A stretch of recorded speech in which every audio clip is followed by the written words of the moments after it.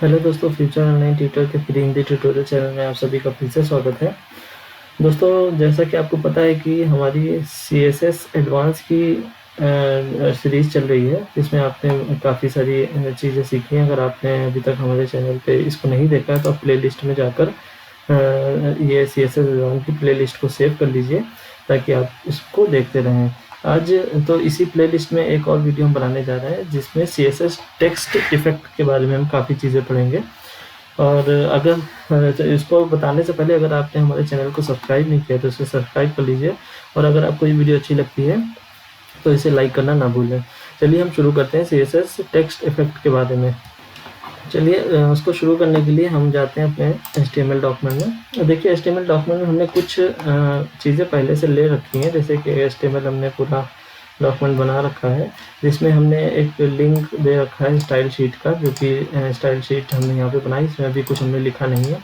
और बॉडी के अंदर एक H1 टैग ले रखा है जिसमें CSS टेक्स्ट इफेक्ट के बारे में हम कुछ चीज़ें लिखेंगे, जिसमें एक डिव टैग कंटेनर लिया है, जिसमें H2 टैग ओवरफ्लो प्रॉपर्टी में हम पढ़ेंगे, जिसमें ओवरफ्लो प्रॉपर्टी में दो चीज़ें आएंगी, टेक्स्ट ओवरफ्लो क्लिप और टेक्स्ट ओवरफ्लो एप्लिसिस। ठीक है, बाकी ये हमने टेक्स्ट दे रखा है जो कि हम शो करना चाहते हैं। हम 1 बाय 1 बताएंगे तो 1 बाय 1 यूज़ करते जाएंगे। तो चलिए पहले हम CSS में कुछ चीज़ें ऐड कर लेते हैं, जैसे कि पहले हम इस फाइल को रन कराते हैं। रन कराने के लिए देखिए हम यहाँ पे आते हैं, हमने रन करा रखा, इसको रिफ्रेश करते हैं तो हमारा टेक्स्ट अभी सिंपली नॉर्मली ऐसे शो हो रहा है। ठीक है, अब हम CSS में आते हैं, कुछ चीज़ें हम इसमें लिखते हैं कि पहले हम कंटेनर क्लास के लिए हम लिखेंगे, कंटेनर क्लास के लिए पैडिंग दे देते हैं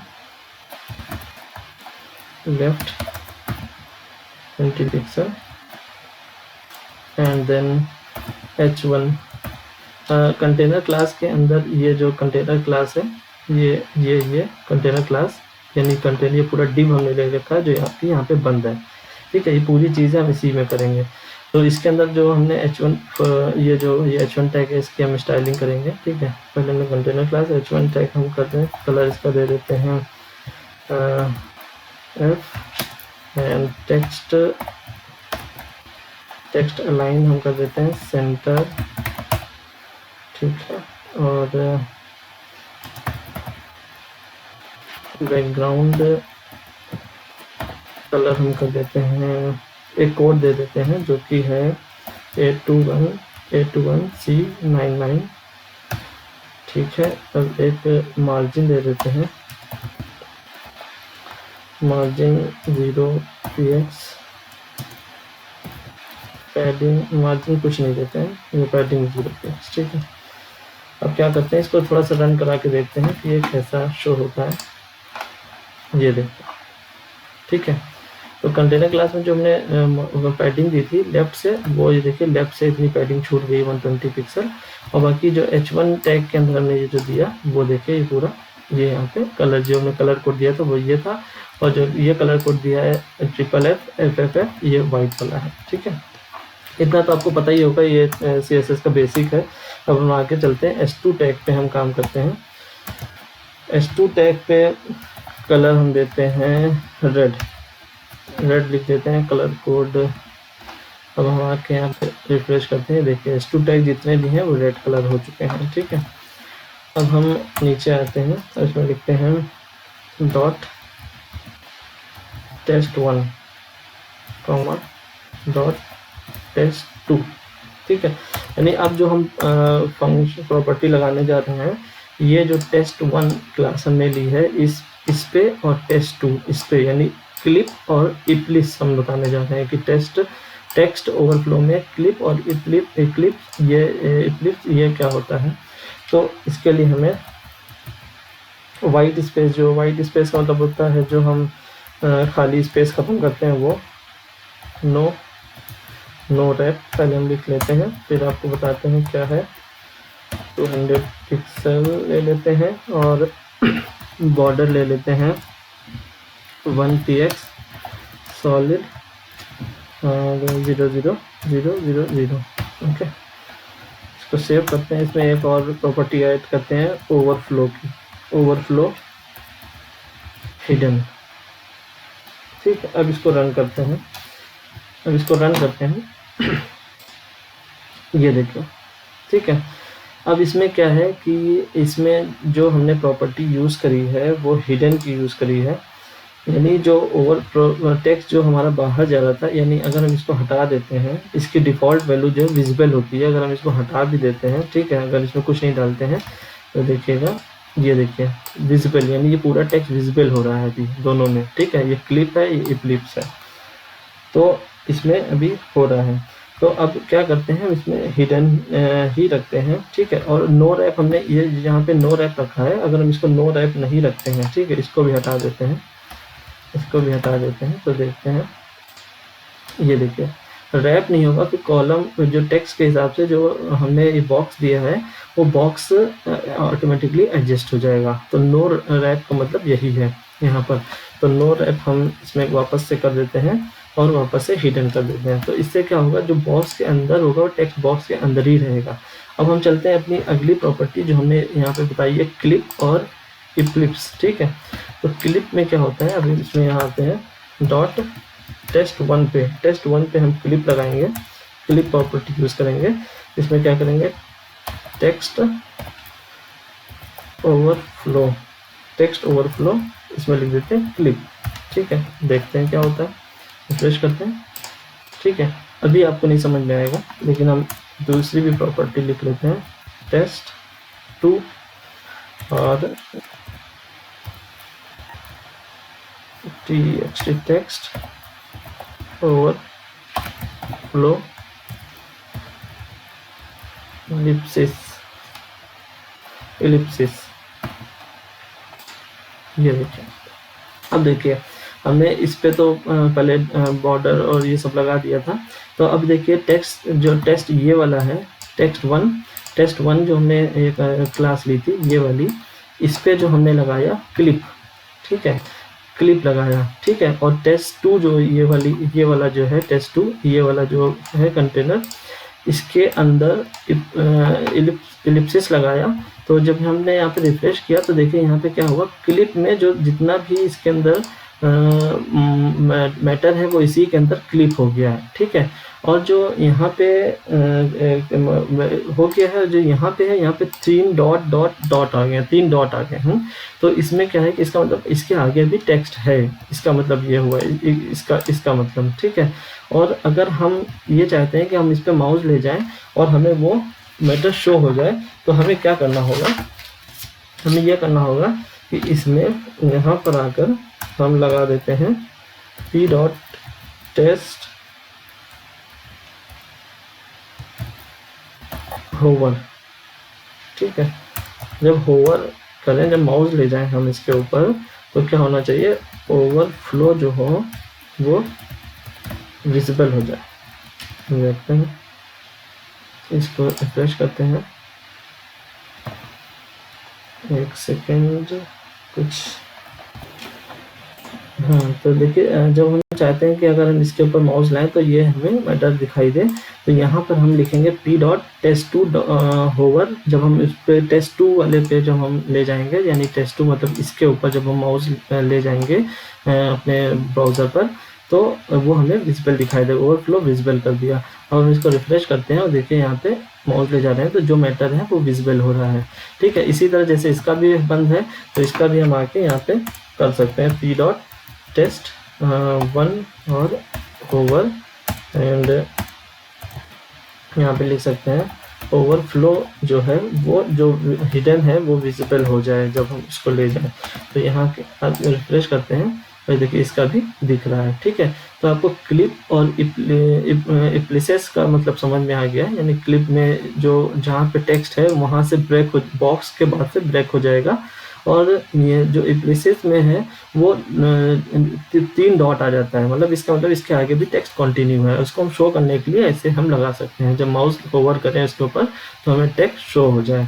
तो ये था कि टेक्स्ट क्लिप और इप्लिसिस के बारे में। अब हम वर्ड रैपिंग में वर्ड रैप के बारे में पढ़ते हैं। वर्ड रैपिंग क्या होता है, और इसके लिए हमने 2 चीज़ें रखी, यहाँ पे थोड़ा सा हम अलग कर देते हैं ताकि आपको दिखाई दे। इसमें टेक्स्ट 3 लिया है और टेस्ट 3 लिया है वर्ड रैपिंग के लिए, टेस्ट 3। और फिर वर्ड ब्रेक है, फिर वर्ड राइटिंग मोड है। तो पहले हम वर्ड रैप देखते हैं। इसमें टेस्ट3 हमने लिया है क्लास, तो इसके ऊपर हम वर्क करते हैं। इसमें हम CSS लगाते हैं। इसमें हम लिखते हैं p.test3 और इसकी हम कुछ प्रॉपर्टीज यहाँ पे लिखते हैं, जैसे कि विद लिख देते हैं with 140 px, border 1 px, solid और ब्लैक, वर्ड रैप हमको यूज करना था इस प्रॉपर्टी में, तो ब्रेक वर्ड, ठीक है, ये हम यूज करते हैं। ठीक है, अब हम इसको जरा देख लेते हैं क्या है। देखिए ये आया है, तो यहाँ पे देखिए अब क्या हुआ है कि जहाँ पे पूरा एक वर्ड आया, जैसे एक हेलो आया, हमने पहले हम इसमें दिखा देते हैं। पहले हमने हेलो लिया, फिर future online tutor, future online tutor, future online tutor, ये सब हमने एक ही में ले लिया। तो ये क्या है, ये एज ए वन वर्ड है। ठीक है, पूरा एक वर्ड है। ठीक है, ये एक वर्ड है क्योंकि इसके बीच में एक स्पेस है, और ये वर्ड इस पर कोई भी स्पेस नहीं है। ठीक है, तो ये जहाँ से इस मतलब एक वर्ड है, वो वहीं से, जैसे स्पेस यहाँ पे हेलो और फ्यूचर ऑनलाइन ट्यूटर के बीच में स्पेस था, तो उसने वहाँ से ब्रेक कर दिया। ये देखिए बॉक्स में वहाँ से ब्रेक कर दिया, फिर पूरा फ्यूचर ऑनलाइन ट्यूटर लिखा हुआ है यहाँ तक। ठीक है, फिर देखिए यहाँ से एक वर्ड आने की जगह इसमें थी, यहाँ पे प्लेस थी, तो यहाँ से लर्न स्टार्ट हो गया। ठीक है, तो आपके समझ में आ गया होगा कि वर्ड ब्रेक वर्ड क्या है। तो ब्रेक वर्ड, अच्छा मान लीजिए अगर यहाँ पे हम ब्रेक वर्ड नहीं यूज़ करते हैं, जैसे मान लीजिए हम यहाँ से इसको हटा देते हैं और फिर इसको आके रिफ्रेश करते हैं, तो देखिए क्या हुआ, वो वर्ड वहाँ से ब्रेक तो हुआ, लेकिन ये यहाँ पे इसके अंदर एडजस्ट नहीं हुआ। ठीक है, वो बाहर चला गया। लेकिन हम जब यहाँ पे ब्रेक वर्ड यूज़ करते हैं, तो देखिए ये ब्रेक वर्ड यानी बॉक्स के अंदर ही वर्ड ब्रेक हो जाएगा। ठीक, अपने आप को एडजस्ट कर लेगा। ठीक है, अगर इसकी जगह पे हम हिडन यूज़ कर लेते हैं, मान लीजिए यहाँ पे हम यूज़ कर लेते हैं हिडन। ठीक है, तो हिडन यूज़ कर लेते हैं। ये देखिए, नहीं इसमें हिडन नहीं यूज़ करना है, सॉरी, इसमें तो वर्ड ब्रेक ही रहेगा। इसमें एक प्रॉपर्टी हम और यूज़ करते हैं, जैसे कि मान लीजिए ओवरफ्लो जो है वो हिडन हो जाए, ये इस तरह से। ठीक है, तो ओवरफ्लो है, जब हम इसमें ये यूज़ नहीं करते हैं, ये देखिए जो ओवरफ्लो है वो इसके पीछे हिडन हो गया। अब आगे कहाँ गया है वो नहीं पता हमें। ठीक है, वो हमें नहीं दिख रहा है इसमें। ठीक है, तो हम इसलिए हमें या तो ओवरफ्लो हिडन अगर हम यूज़ करेंगे तो ऐसे हिडन हो जाएगा, लेकिन हम चाहते हैं कि शो हो जाए, तो हम ये हिडन वाली प्रॉपर्टी यहाँ पे नहीं यूज़ करेंगे। यहाँ पे हम यूज़ करेंगे अपनी वर्ड ब्रेक वर्ड की, यानी वर्ड को ब्रेक कर दे, ब्रेक वर्ड की यूज़ करेंगे। और ये देखिए हमारे पास वर्ड ब्रेक होके अंदर ही एडजस्ट हो गया है। तो ये था कि किस तरह से आप वर्ड ब्रेक को यूज़ कर सकते हैं, वर्ड रैप को। अब इसमें यहाँ पे हमारे पास अगली प्रॉपर्टी आती है वर्ड रैप, तो आपके समझ में आ गया होगा। अब वर्ड ब्रेक आती है, इसमें दो क्लासेस हम यूज़ करेंगे, test4 एंड test5। इसमें दो प्रॉपर्टी होती हैं जो कि हम अलग अलग आपको बताएंगे। पहले हम क्लास test4 पे यूज़ करते हैं। test4 पे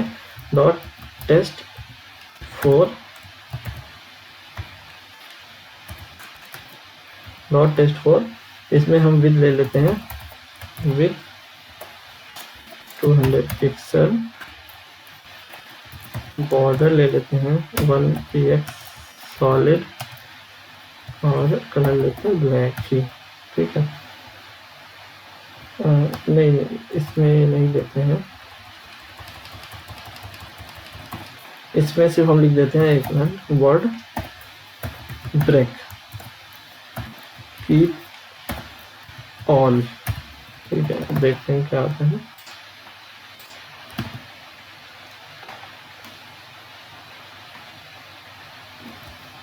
एक मिनट में कुछ गलती कर रहा हूँ। हाँ, पहले मैं इसके लिए बॉक्स तो बनाऊंगा, बॉक्स मैंने नहीं बनाया, तो यहाँ पे लिखूंगा test4, टेस्ट 5 के लिए एक हम कंटेनर बनाएंगे जिसमें विड्थ और हाइट देंगे। मैं तो कुछ कंफ्यूज कर रहा हूँ। विड्थ दूंगा इसकी 200 पिक्सल और बॉर्डर दूंगा मैं, पहले मैं सही कर रहा था मगर थोड़ा सा कंफ्यूजन हो गया। अब देखिए, ठीक है, ये मैंने दे दिया। देखिए 2 बॉक्स आ चुके हैं, ठीक है। अब मैंने ये लिखा कीप ऑल, टेस्ट 4 में जो हमको यूज़ करना है कीप ऑल यूज़ किया है, लेकिन हम दोनों लिख लेते हैं एक साथ ताकि आपको डिफरेंस समझ में आ जाए कि क्या डिफरेंस है दोनों में। तो इसमें हम लिखते हैं वर्ड ब्रेक और break all. Keep all break all के बीच में डिफरेंस समझ में आ जाए। ये देखें, इसमें क्या है कि जो ये कीप ऑल है, ठीक है, कीप ऑल का मतलब इसमें सारा कुछ आ जाएगा, वो ब्रेक नहीं करेगा। यानी जहाँ से हाइफन यूज़ होगा, जैसे ये हाइफन यूज़ हुआ है, ठीक है, ये हाइफन यूज़ हुआ है, अब इसके आगे इतनी जगह नहीं है कि इसको फ्यूचर को ये यहाँ पे रख सके, ठीक है। तो इसलिए उसने वो हाइफन के जगह से उसको ब्रेक कर दिया, ठीक है। और मतलब सारी स्पेलिंग एकदम एक ही लाइन में सब दिखाई दे रही है, hello future future future future future learn website design में पूरा एक साथ दिख रहा है, ठीक है। लेकिन इसमें क्या है, ब्रेक ऑल का मतलब क्या है, जैसे hello online tutor, online TUTO इसने यूज़ किया, इसमें आर की जगह यहाँ पे नहीं थी तो उसने आर से ही ब्रेक कर दिया, ठीक। लेकिन इसमें ऐसा नहीं है, इसमें पूरा वर्ड ब्रेक किया हुआ है और इसमें आर से ही ब्रेक कर दिया। तो बस यही डिफरेंस है इन दोनों में, कीप ऑल और ब्रेक ऑल में, ठीक है। उम्मीद है कि आपको समझ में आया। अगर आपको समझ में नहीं आ रहा है तो आप हमें कमेंट कर दीजिए, हम फिर से वहीं पर आपको कमेंट में अलग से बता देंगे, ठीक है। अब हम नेक्स्ट प्रॉपर्टी देखते हैं CSS राइटिंग मोड की, ठीक है। राइटिंग मोड में हम क्या करते हैं, इसमें हमने एक क्लास ले हुआ है, टेस्ट क्लास 6 क्लास ले हुआ है, फ्यूचर ऑनलाइन ट्यूटर लिखा हुआ है, मेरे चैनल का नाम है। तो हम इसमें क्या करेंगे, इसमें हम आएंगे, लिखेंगे .test6, ठीक है। इसमें लिखते हैं राइटिंग मोड, कुछ स्पेलिंग गलत हुई है, WRI,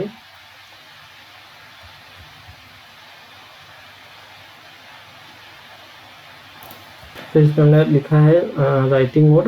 लेकिन उससे पहले हम देख लेते हैं कि हमारे पास जो टेक्स्ट राइटिंग मोड का शो हो रहा है वो कैसा शो हो रहा है। ये देखिए CSS राइटिंग मोड में जो टेक्स्ट शो हो रहा है वो ऑनलाइन फ्यूचर ट्यूटर, यानी ये बाय डिफ़ॉल्ट हॉरिजॉन्टल शो हो रहा है, ठीक है, हॉरिजॉन्टली शो हो रहा है, ठीक है। अगर हम इसमें मान लीजिए लिख देते हैं राइटिंग मोड में दो प्रॉपर्टी होते हैं, हॉरिजॉन्टल होता है, हॉरिजॉन्टल TB, ठीक है, हॉरिजॉन्टल TB।